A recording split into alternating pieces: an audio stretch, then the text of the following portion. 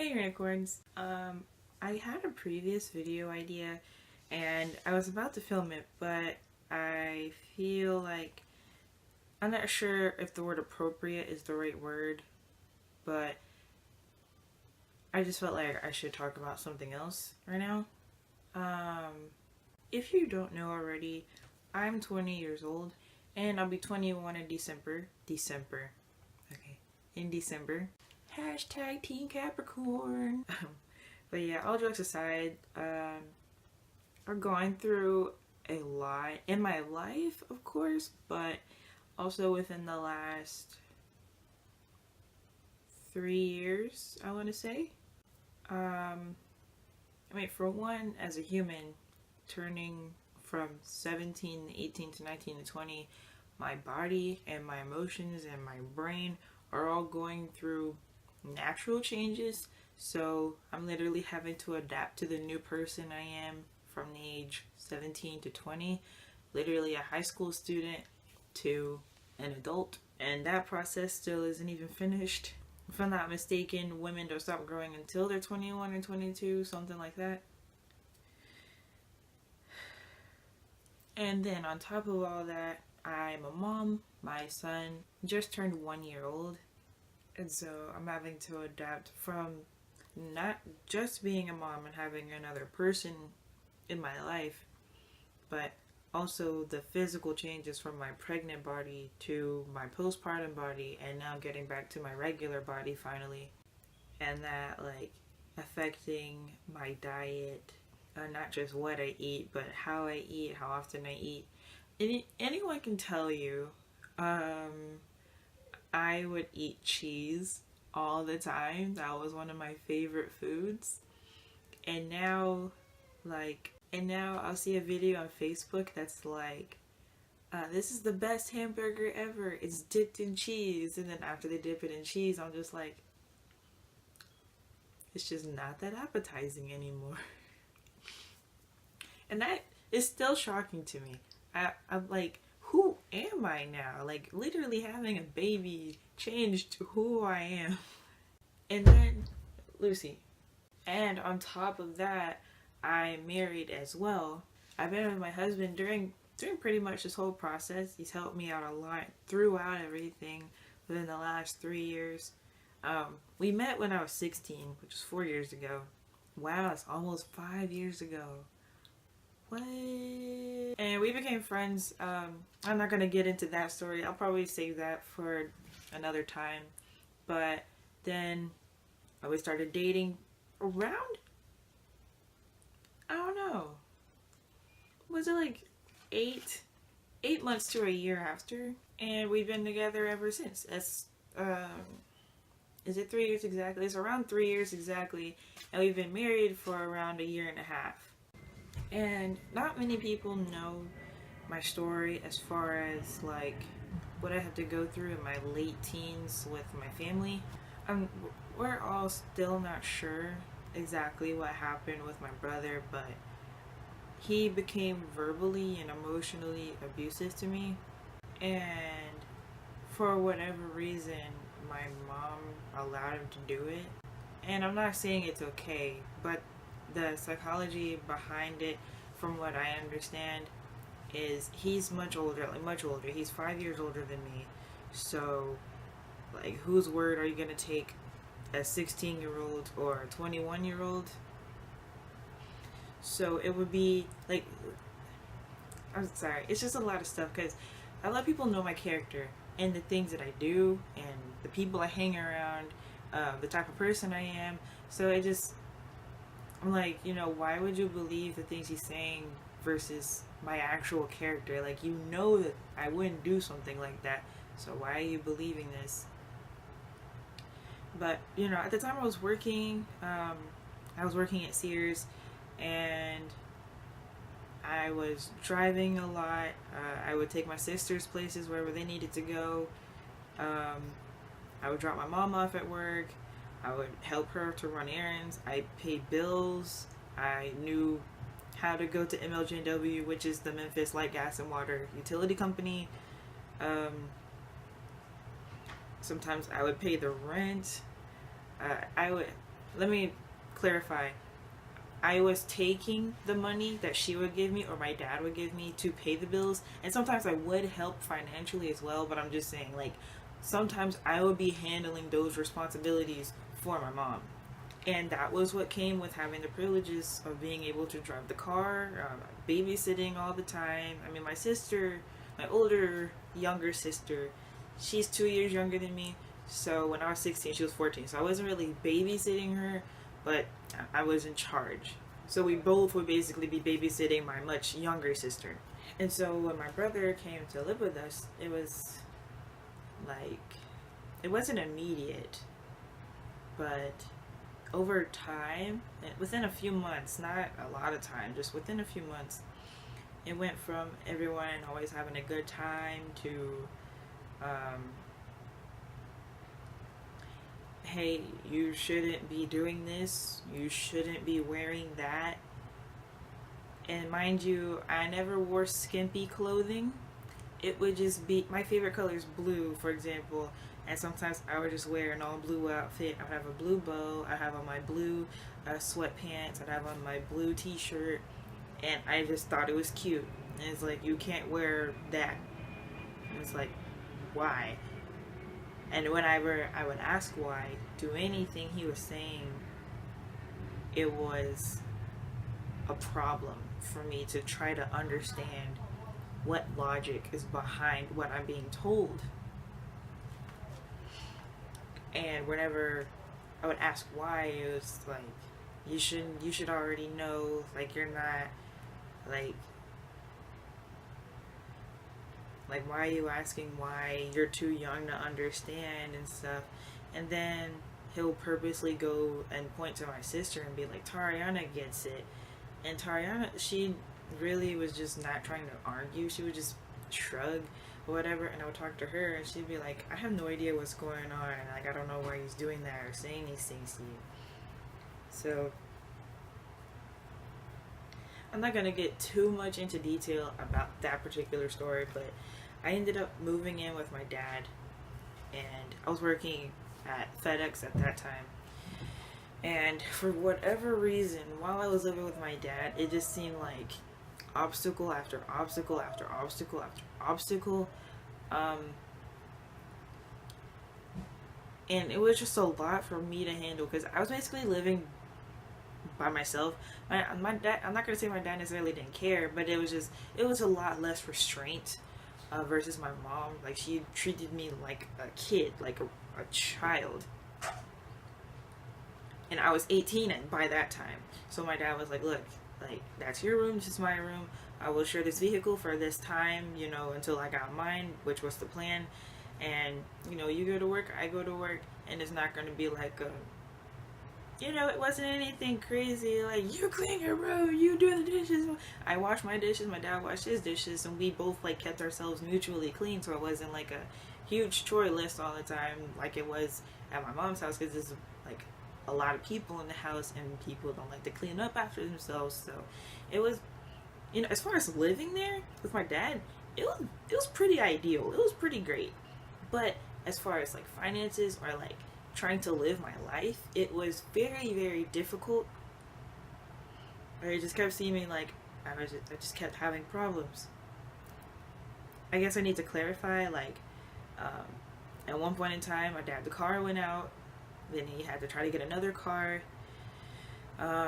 It was an issue that he had in Mississippi, and my mom had to come help, and we had to rearrange to get the car out of the, not the towing place, but the place where they hold it, the auto center, I forgot what it's called. It'll come to me later, but yeah. But I had been trying to save up money so I could move out at my, after my graduation. That was my plan the whole time. I didn't even want to move in with my dad, but I couldn't stay with my mom because she was allowing my brother to do what he was doing to me, and I'm just like, I can't be in such a negative space. Like, that's not okay. I don't know why you're allowing it. And whenever I would say something or I would yell, then I'm crazy for reacting to something that's happening to me that I'm not doing anything to cause. I don't know what's making me talk about this. have my other videos. I have 2 other videos prepared right now for me to film, and I'm just doing this one.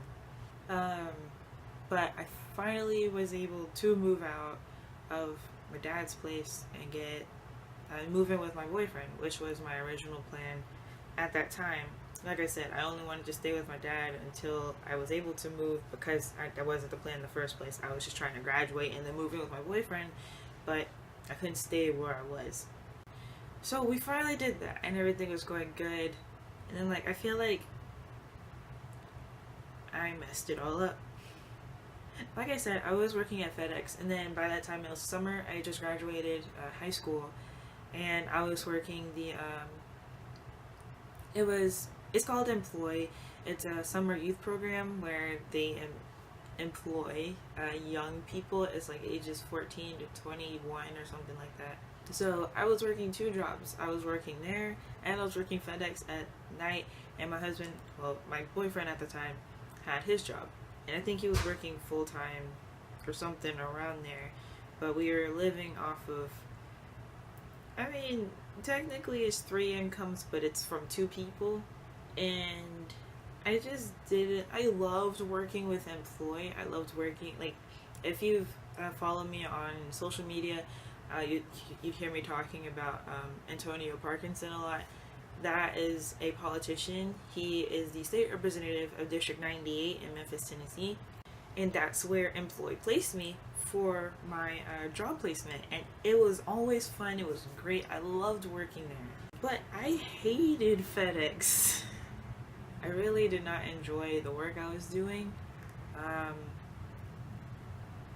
It wasn't hard, and it wasn't like super tiring. I just didn't like the environment or what I was doing, the people I was around. Jesus Christ, I did not like most of the people there. A few of them I'm friends with on Facebook and whatnot. Actually, one guy went to school with my husband, so yeah. So I just was, and at the time I was trying to go full time in like modeling and anything in entertainment. And so I was like, hey, are you cool with me quitting FedEx? Because, like, I really feel like I can do it in modeling, and I really don't want to be at FedEx anymore. And he was like, okay.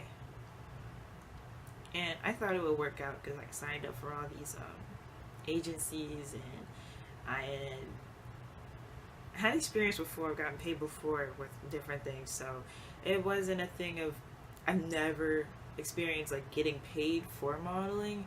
It was just the fact that I didn't know how to do it consistently, plus the fact that I'm in Memphis and not many opportunities come up in Memphis for paid modeling gigs. So I would have to be traveling, and at the time we were okay with money, but we weren't in an ideal space for me to just quit like that. And so after I quit, of course, we started to not have enough money to pay all of our bills.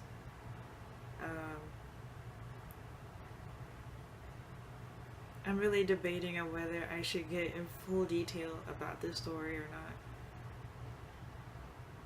You know what? No, that's too much, and I'm not really ready to talk about it with this many people. So I'm just gonna leave that one alone for right now. But regardless, started to lose money. An opportunity came for me to go to Houston, Texas for what was supposed to be a commercial. And so I went, and it was all around, it was a scam. Everybody thought that I was gonna get trafficked and stuff like that. It was nothing like that, but the train. There you go, train. But it was a scam regardless. I was down there for a month and I didn't get paid at all. So I'm coming back to Memphis. He's sending me money to survive down there, and I'm coming back empty-handed. And I'm like, dude, like, what did I do? Like, why did I think that this would work out like this. And before I went, I had already sent in my submission to get accepted. So I'm still thinking like I'm doing well, like I can sing, like I have enough talent to be doing this thing. Because why else would they ask me to come down there? And so I get back and I'm like, hey, can I get paid for any of the work that I did? And next thing I know, I'm not talented. I'm not going to make it far in the business and all sorts of things like that. And I have never heard anything like that in my life. I've been modeling since I was 13, and I've been singing since I was a baby because of church and everything. So up until that point, all I heard was, you can sing so well, you model so well, you're so pretty. I never really felt it. I always stayed humble about it. I never got a big head about it or anything. But I at least had some sort of confidence in myself. And to hear it the opposite, it just really put me in a bad place. And I didn't realize how much of a bad place I was in until this year. And that was 2 years ago. I was depressed for about 2 years, and I didn't know. I always kept a smile on my face, tried to pretend like everything was okay. And then soon after that, I got pregnant. So it was on top of already being depressed and not knowing it.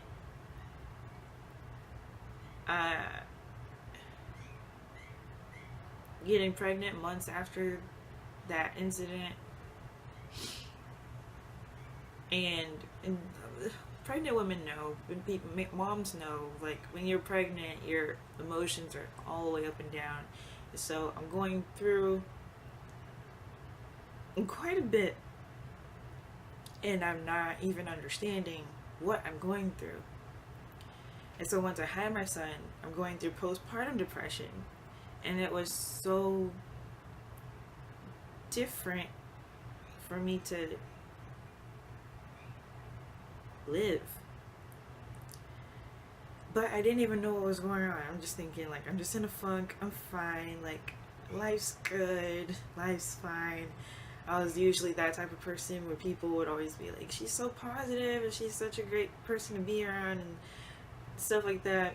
I still am, and that's just part of my personality, but I was living for other people and not living for myself. And I didn't understand that at the time. And like I mentioned earlier, my husband was helping me get through the tough times I was having with my brother and stuff.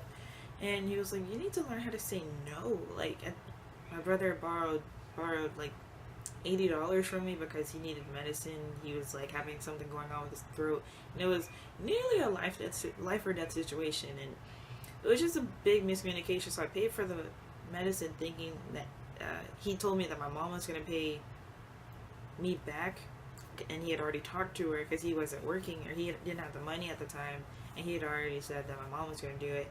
I talked to my mom. I should have checked. I talked to my mom after I paid for his medicine, and she was like, what? I didn't agree to that. And so it was just a big hoopla. It was always like, hey Tara, do you have some money? Hey Tara, can you take me this place? Let's all go do this thing.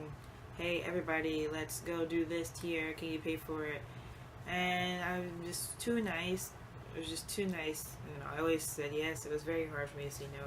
My husband was like, look, you gotta stop saying yes to things that you're not getting satisfaction out of.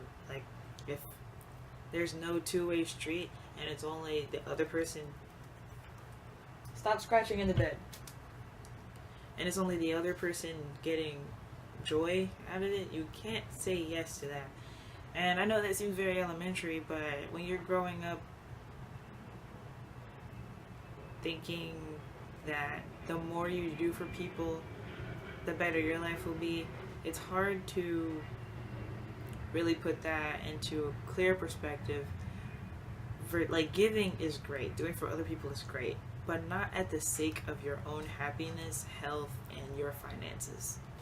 And so now, this year, I'm doing better, learning about depression and issues that many people go through, but no one educates enough. And we're not being proactive enough. That's our biggest thing in this country. Everybody's reactive. Like, something big happens and then, oh, let's do this now. And it's like, this could have easily been prevented if we had done something before it happened. I'm not gonna make a big hoopla about this, but I've attempted suicide twice, and it's just not a good place to be in, where you just don't want to deal with anything anymore. You just don't want to. You just don't. I'm not trying to cry on camera. This is not what I plan to do at all today. I'm trying to.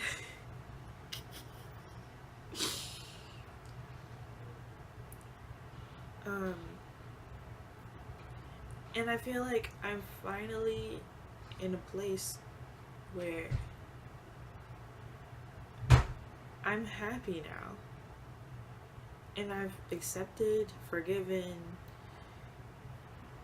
gotten closure for a lot of things that happened to me.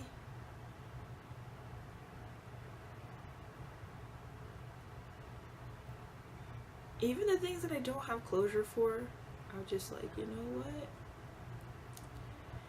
It's all a learning experience. Like, life isn't sunshine and rainbows all the time. Sometimes you will have thunderstorms, but the thunderstorms are what bring the rainbows.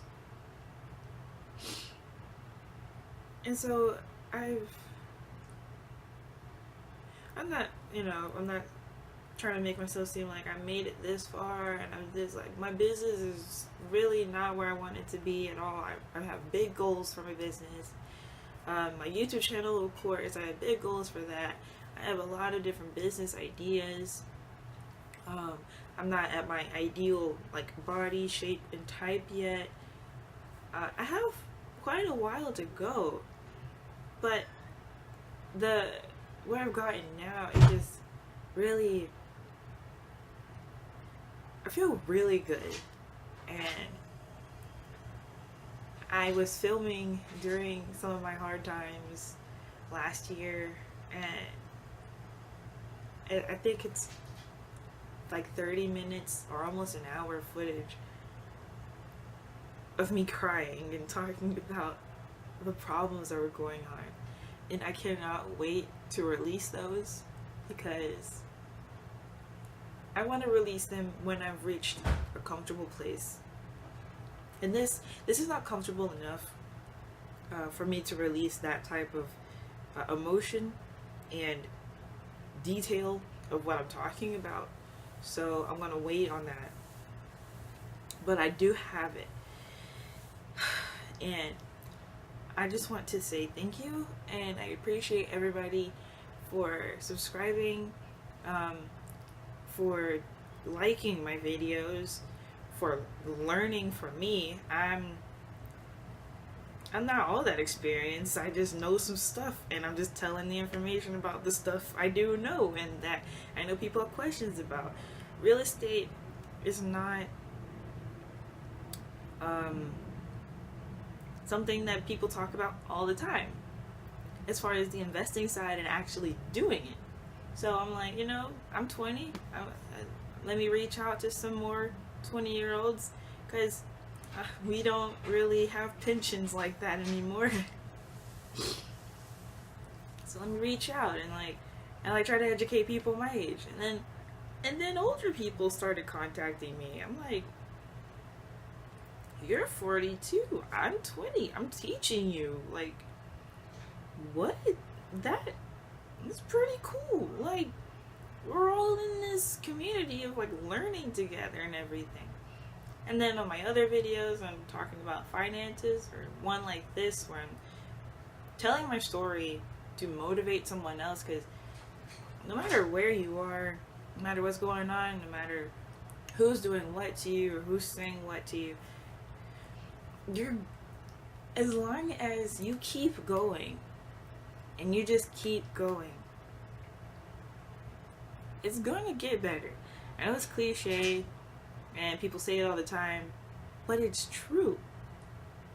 And that's not to say life will, the video going this way, it's not to say that life will be like this. Life is like this, okay? You're gonna have your ups and your downs, but you want life to be like this, okay? It can be up and down, but always inclining on the long term. Like I said, I really appreciate everyone subscribing, and I just want everybody to stay motivated, because there's gonna be some crap to happen to this country. We already see the crap that's happening within our country right now, and our country's gonna get worse before it gets better. That's just apparent and it's obvious.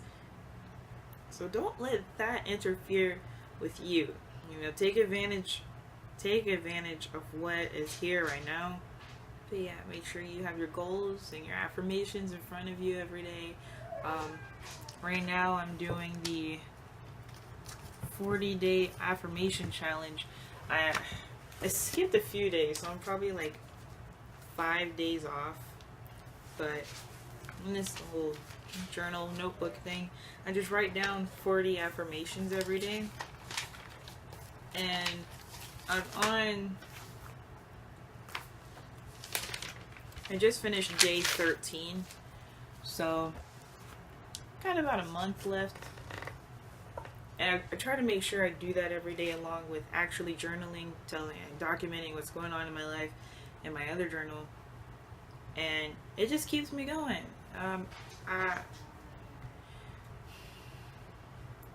I didn't think I would have this much of a spiritual turnaround in such a short amount of time.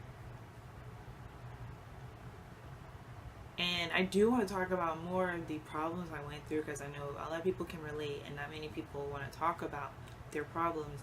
And it's good. Please go to a counselor. Talk to a trusted friend. I just talked to my best friend a couple days ago, and we both told the crazy stories of stuff happening over the past 2 years. Like him specifically, I don't know what it is about the women he's trying to talk to, but I know him as a person. He's a great guy, and the girls would just play him all back and forth, and it's just like, why are you guys doing this? And it's not even a one-sided type of conversation either. Like, one of his ex-girlfriends broke up with him for no reason, and then he found out from someone else the reason that she broke up with him, and it was because she thought, she didn't hear from someone else, she just thought that he cheated on her with me. And I'm like, no. First of all, I am in a relationship. I have no interest in doing that. That's just my buddy.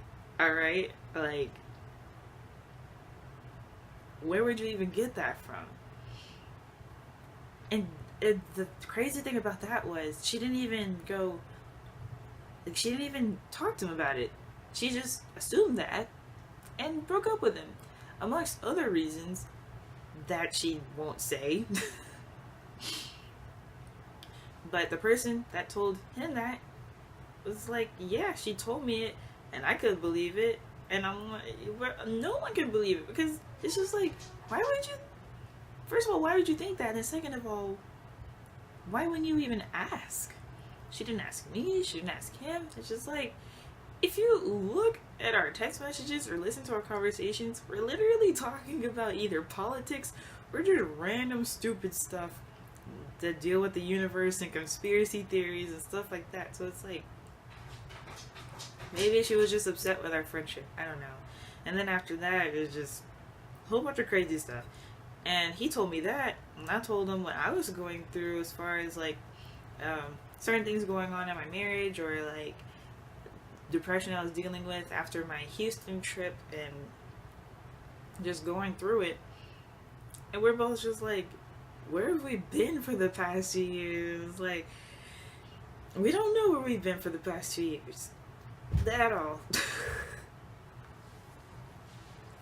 So, like, make sure you vent to people. Not people, but to someone you trust. Like a pastor, a godfather, godmother, an aunt, an uncle. My Uncle Solomon is awesome. Like, that's my favorite person to talk to. He's a truck driver, so sometimes he's in a different time zone. So, like, he'll call me at like 5 a.m. He's like, hey, what are you doing? Let's talk about investments. And I'm like, all right. And it's just, I feel like a big woosah was just released off of my spirit, and I feel a lot lighter.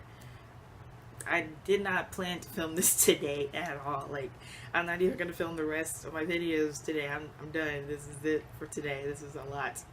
But again, I appreciate everyone for being here and for doing what you're doing. This is a Motivation Monday video, okay? You clicked on this. You're looking for motivation. Your motivation is keep going. It doesn't matter what you're going through. I don't know if many people, if you watch it, may know who E.T. is, but what's his name? I always refer to him as E.T. and I always forget his real name. His last name's Thomas. But dude was literally eating out of trash cans. And now he's a multimillionaire who's doing motivational speaking across the country. If you can come from trash cans to telling people that they need to do better and you get paid for saying that, you can do anything. And we are in America. We're extremely blessed. We're extremely privileged. Like, this video, like, you might see this in a different country, but if you're in a capitalist or whatever country that has freedom to do basically whatever you want, like a little bit of Canada, parts of Europe, Australia, you can start your own business. You have a lot of freedoms. We are extremely privileged, okay? We have internet. We have clothes. We have jobs. There's a lot of underdeveloped countries. They don't even have clean water. They don't have running water. They don't have public plumbing systems. What is there to complain about? Like, we really don't have anything to complain about. Things happen, like bad things happen. People die, people get sick. Sometimes we lose a job and we lose whatever we worked for. And you can just start again. You can just do it again. You say your condolences to that person, let them pass away. New people will come in your life. Not to say that someone will replace that person, but you gotta let your energy go. You can't let your energy die with that person because you still have life to live. Around the time my son was born, my grandfather had passed away. So, like, it's a huge cycle of giving, taking, renewing, losing, gaining, and it's just, everything just goes in a circle. And you can't let yourself get caught up in one part of the circle and not get to the other side. Because this is what happens. You're sad, and you're just sad, and you gradually start to get happy, and then you let one thing happen, then you're back sad again. So now your circle is one-sided. And it's like, no, just keep the circle going. Just keep it going. You don't want to get stuck on sad, and you don't want to be over here happy too much to where you're blinded to when something really happens. So it's like, if a loved one is in the hospital or whatever, you don't want to go up and tell them, oh, you'll be fine. Like, don't say that. Like, this person has stage 2 cancer. Like, don't say that. Say things like, I'm praying for you, or I'm sending you my energy, I'm sending you love, things like that, where you're giving something and you're not glossing over it, living in this fairy tale land. There's a huge difference from being positive about something and completely being delusional about it. But just keep going. I have a lot of stories to tell, and I'm not sure how I'm gonna tell them or when I'm gonna tell them. As far as the last few years of my life, I do have a lot from my childhood, but I mean, those aren't as dramatic as the past few years of my life, especially as an adult, because I was a pretty happy kid. I didn't realize how bad my life was until I got older, and it was still okay, but it was just like that's not quite how I remember it, but okay. But yeah, share this video with somebody you may know going through depression. Suicide isn't the answer. It isn't. I realized, like, you know, I would have really not necessarily messed up some other people's lives if I had committed suicide, but my journey just isn't finished. Like, this isn't the end of my journey. I have things that I have to finish before I leave here. That's why my suicide attempts didn't work. I can't leave yet. It's not my time to go. It's far, far from my time to go. I always say I want to live till I'm 105, and I'm going to keep that. I'm going to live until I'm 105 years old. Yeah, don't let anybody tell you you're crazy. You just have emotions that you haven't been able to deal with because no one wants to talk about things, and no one wants to talk about how to solve problems. People always want to freak out and just not deal with things and try to suppress memories when that's going to make it worse. It's not going to help anybody. Okay, well, I'll talk to you guys later, Unicorns. Thank you for watching, and thank you for listening. Comment any stories, comment any questions or any advice that you might have. If I'm not able to help you, so hopefully somebody else who reads the comments is able to help. If you're older or have been through a lot, please read through the comments to see if you can help anybody. Please reach out to anybody. I think YouTube has this new feature where you can message people and everything. So please do that. Like, please, like, internet friends sometimes can be better than real friends or family members that you have around you. Because some people are just full of toxic environments and they have nowhere else to go. So if you can reach out and be that positive light in somebody's life, please do it. Like, that would be a huge blessing to somebody, and you don't know how much you would mean to that person. But yeah, I'll talk to you guys in the next one. Bye.